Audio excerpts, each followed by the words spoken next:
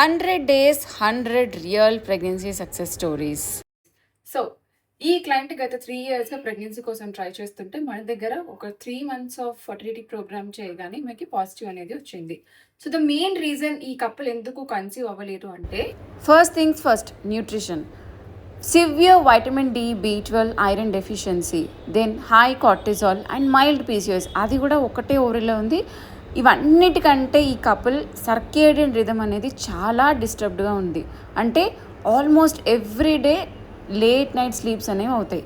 దీనివల్ల హార్మోన్స్ అనేవి సరిగా కమ్యూనికేట్ చేసుకోవు. ఎస్పెషల్లీ ప్రొజెస్ట్రాన్ తగ్గుతుంది, అలానే కార్టిజాల్ అనేది డిస్రెగ్యులేట్ అవుతుంది. Cortisol and progesterone both are connected. అంతే, మంచి diet, lifestyle corrections, good sleep and correcting the nutrient deficiencies, సింపుల్గా 3 years ఆఫ్ స్ట్రగుల్ జస్ట్ 10 weeksలో సాల్వ్ అయిపోయింది. హ్యాపీగా కపుల్ ప్రెగ్నెంట్ అయిపోయారు. ఇక్కడ మీరు చూస్తున్న బీట్రూట్ చనా కర్రీ కూడా మీ ఫర్టిలిటీ జర్నీలో చాలా బెనిఫిషియల్. కాబులి చనాలో protein, folate, calcium, iron, magnesium ఇలా ఎగ్ గ్రోత్కి, స్పర్మ్ క్వాలిటీ, గ్రోత్కి అన్నిటికీ చాలా హెల్ప్ఫుల్.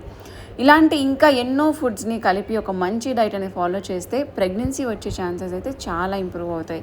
ఈ కర్రీ ఎలా చేసుకోవాలో డీటెయిల్ రెసిపీ నేను క్యాప్షన్లో మెన్షన్ చేశాను. Do try it out.